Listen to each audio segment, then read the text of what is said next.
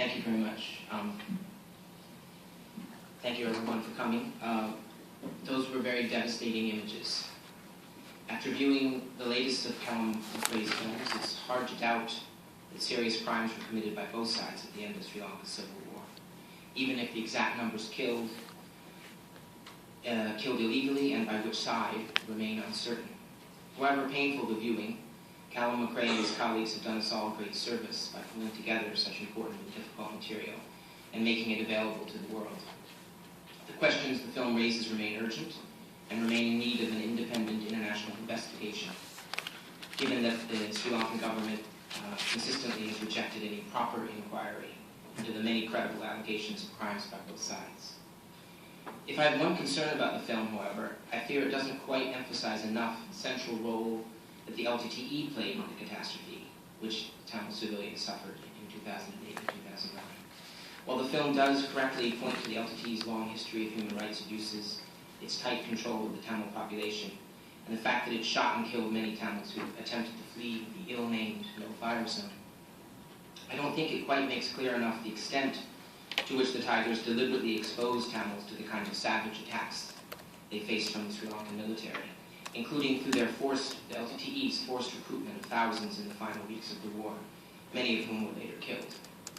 Unfortunately, to this day, many in the Tamil diaspora who are eager for an international investigation continue to resist accepting the central role that the LTTE played as a co-conspirator in the massive crimes against the Tamil people in northern Sri Lanka.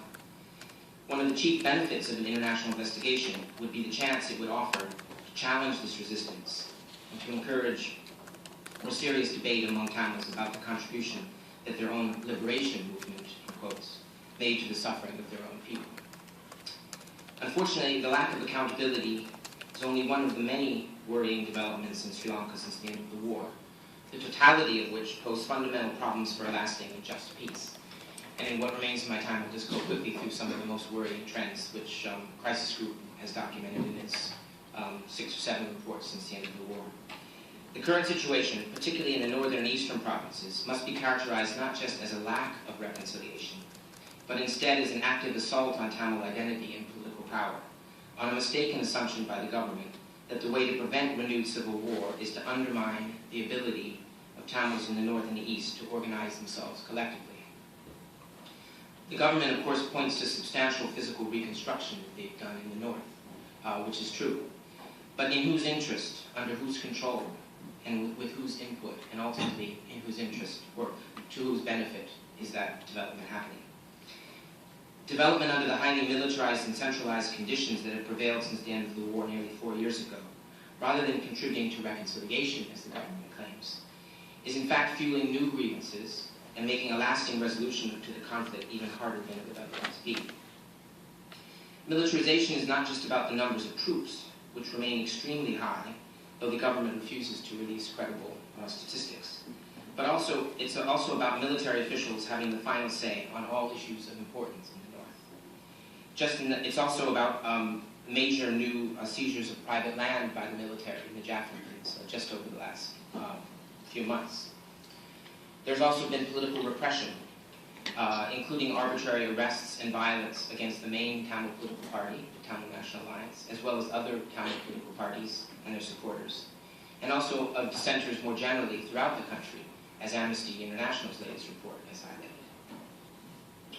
Our concerns, shared by our friends at Amnesty International and Human Rights Watch, extend to impunity, not just for the likely crimes committed at the end of the war by both the government and the LTTE, but for the whole host of grave violations of human rights that all communities have suffered and continue to suffer, including ongoing enforced disappearances. Equally worrisome, post-war Sri Lanka has seen the entrenchment of authoritarian rule, as Crisis Group detailed in our latest report from February. The most obvious and recent example of this was January's politically motivated impeachment of the Chief Justice and her replacement by a regime loyalist. Since then, scores of judges not seen as loyal to the regime have been transferred from their posts. In short, as we pointed out in our most recent report, there's been no progress in fulfilling the reasonable requirements of the UN Human Rights Council's resolutions, made first in March 2012 and then reiterated in stronger form just 2 months ago. There's been no proper investigation or accountability, nor have the central governance reforms recommended by the government's own Lessons Learned and Reconciliation Commission been implemented in any meaningful way. And finally, there's a new concern. After decades of relative harmony between Sri Lanka's Muslim community, which constitutes about 9% of the population, and the Sinhalese majority, the past year has seen a wave of attacks against Muslim businesses, prayer centers, and cultural and religious practices, done in the name of defending the Sinhala Buddhist community against the alleged threat of Muslim extremism. These attacks have included violence and threats of violence. Yet instead of taking a firm stand against the organizers and perpetrators, the government and its security services have aided and abetted the various militant Buddhist groups that are involved.